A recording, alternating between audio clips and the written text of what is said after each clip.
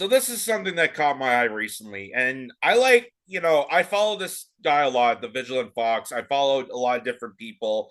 They do Substacks, they do articles that, um, outside of politics are also interesting. And this one in particular, I wanted to share with people because I know, personally, I have a connection with, you know, people that are suffering with cancer diagnosis, how horrendous the treatments are, how scary it is because you don't know how, you hear all these different things about trying to prevent it, but really there is no surefire way to actually uh know how to stop it. I've had relatives of mine that have been diagnosed, are currently in treatment. They have unfortunately passed from cancer. One of them was the most healthiest person I know, and they suffered through tumors and surgeries and radiation and chemotherapy, and then they ended up passing. So I have a huge connection to this. So when I saw this thread from the Vigilant Fox, and considering the fact that, there's a lot of horrific foods out there that are poisonous, and obviously big pharmaceuticals, they want to profit off of people's illnesses. That's why they're prolonging cancer. Um, and when I came to realize that, all the research and development, it feels like it's being trampled with to not really prevent cancer or stop cancer, but just prolong it enough that they can profit off it. And that's the whole purpose of these pharmaceutical giants, these cartel mafia men. But here, this is interesting. This is interesting. So, three surprising cancer fighting foods the corrupt medical system will never promote. The cancer industry would lose billions of dollars if people knew about this. And I've seen um, certain studies about this, and this is actually pretty interesting. So please take aware of this. Get a notepad, write this down, save this video, and share this around because if you know someone or if you are that person that's going through these treatments and you feel like you're just not getting better about this, take note of this. Take note of this. Um, Number one is black raspberries. That sounds actually delicious. Black raspberries contain allergic acid, a natural substance that is shown to prompt cancer cells to commit suicide. This powerful cancer fighting food is packed with anthocyanins and antioxidants, which are compounds that can neutralize harmful free radicals in the body. They also have a high OKRA score, meaning that they are exceptionally good at absorbing oxygen radicals. This is real medicine. Cancer nutrition specialist Dr. Patrick Quillen assess. So watch this video here. This is a cancer nutrition specialist that's about to tell you that all you have to do for medicine, and you can actually grow this in your own backyard. That's how simple this is. That just natural foods, not these harmful chemicals, can do actually real beneficial work to your body. Listen to this. Welcome to my pharmacy. I Yes. mean, this is where we start talking about, people think that modern medicine has to be controlling, invasive, disabling, expensive, and dangerous. And that's what most modern medicine is. In fact, real medicine is phytonutrients that nourish the body. They're antioxidants. They regulate abnormal growth. They stimulate apoptosis or programmed cell death. We're going to start with one of my 60 fruit trees, black raspberries. What we have here, Ty, is arguably one of the most impressive medicines that you can find, anthocyanins, antioxidants, ORAC, so oxygen radical absorbent capacity off the charts, add in ellagic acid, which stimulates cancer cells to commit suicide. And what you have is this feeds the brain, the lens of the eye, it prevents cancer. This is real medicine. Welcome to my pharmacy. That actually that's amazing. That's amazing. It also sounds delicious because I love raspberries. I love, those kinds of fruits. Um it almost reminds me of, if you ever anyone that goes on TikTok, You may have heard this name, Dr. Barbara O'Neill, I believe it is. She's this profound kind of medical expert, primarily more on natural medicines and herbology and stuff like that.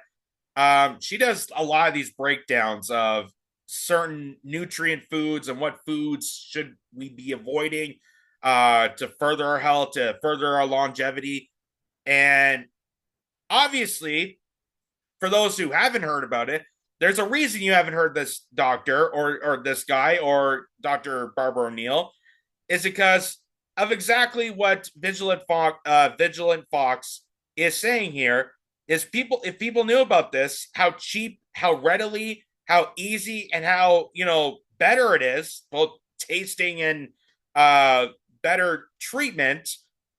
Obviously, the cartel business is over. Big pharmaceuticals would plummet. So they're not going to tell you this. They're going to supplement this. They're going to say it's cuckoo bananas. They're going to say how deviant it is, how crazy and cringeworthy, and they're going to silence this information out. Even though, as in the medical science world, aren't you supposed to hear the other side of the story? Aren't you supposed to hear alternative treatments? Like, I thought that was the point of building up, when you're in the scientific community, you hear all different perspectives. You hear and allow for discussion and debate and decorum. That's the whole point of building up on science. That's the whole discussion. And if we don't have that, you don't have science. So this is very, very impressive on that. The second one is figs. Figs contain a powerful enzyme called ficin. Is that how you say it? Ficin? I don't know. Correct me if I'm wrong. Which is one of the most essential photochemicals present in this fruit. Ficin triggers apoptosis in cancer cells, eliminating them through programmed cell death. So here's this guy again, now talking about figs. You can see these figs, and we'll see if we can find something that's ripe, because it's the early part of the harvest. Here we go. Ty, you get to taste that. So, okay. Long verde means green, but inside they're purple. If you'd show the camera what we have inside there. Okay. And so ficin is one of the more important phytochemicals in figs, and again, proven to stimulate apoptosis, or programmed cell death in cancer cells. You can see these figs, and so this is all fascinating. And again, I apologize if I'm mispronouncing all this stuff. I'm not a medical scientist, obviously. And again, the reason I'm showing you all this is so that you can get a different perspective. So you have options. You have a different opinion. They always tell you to get a second opinion. This is the alternative opinion away from harmful pharmaceuticals. And a lot of the news media is, of course, not going to cover this because they're brought to you by the pharmaceutical giants that want to stifle against this to keep you in sickness, to keep you ill, so they can stagger out your illness and capitalize all of your treatments. They want to prolong your illness. They don't want to actually treat it, because if they actually solve cancer or stop illnesses, then they'd be out of business. They don't know what else to do then. So this is how they keep people at bay. But this seems to be the more approachable method. And this is just, fruits. This is just simple fruits you can grow in your backyard. Like, how crazy that is. The third one is peaches. Peaches. A Harvard study showed that eating peaches just twice a week could lower the risk of breast cancer by a staggering 40%. If that was a drug, it would have been the headlines in USA Today, CNN, and everywhere else. And the drug company stock would have doubled, said Dr. Patrick Quillen. This guy, again, going to show you about peaches. this is a peach tree, and there was a study that came out of Harvard in which they showed that People who ate peaches twice a week lowered their risk for breast cancer by 40%. How simple can it get? If that And for those who are skeptical even on this, just note that that's a Harvard study. That's not just some quack do from down the street that's, feels like it's stopped. No, this is actually proven. These are proven studies done by Harvard, done by medical professionals that have studied the effectiveness of these fruits, these nutritious foods that are completely being ignored. So again, keep us in illness, keep us in despair, so they can profit off it. This would absolutely collapse the pharmaceutical industry. was a drug, it would have been headlines in USA Today, CNN, everywhere, and the drug company's stock would have doubled. So this is incredible. Eating cancer fighting foods is only half the battle. You also need to eliminate the harmful substances.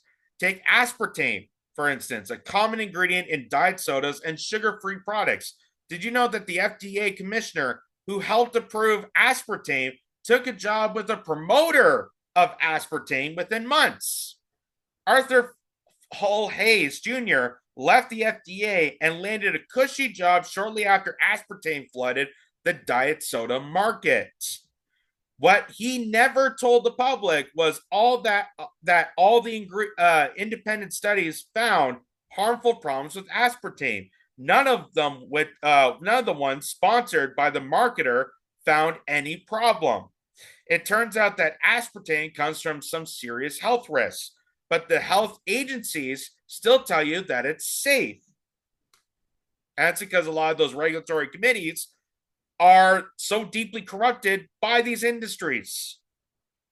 Dr. Russell Blaylock explains that independent studies free from industry bias found aspartame increases brain tumors by about a sixfold, increases breast cancer and breast tumors, increases lung tumors and other tumors. So throw out the diet sodas, the sugar-free gum, and products like Equal and NutraSweet. So here's the doctor explaining this. Aspartame has been studied for a long time, and what a researcher did, he said, I'm going to look at all the research that's been done, those that are sponsored by the makers of aspartame versus independent studies. What he found, virtually all the independent studies found harmful problems. None of the ones sponsored by the maker found any problem. So you've got to look at who does the studies. And so what the maker does is he goes out and he pays scientists to come up with articles or ghostwritten articles that says it's safe. And he fills the literature with it.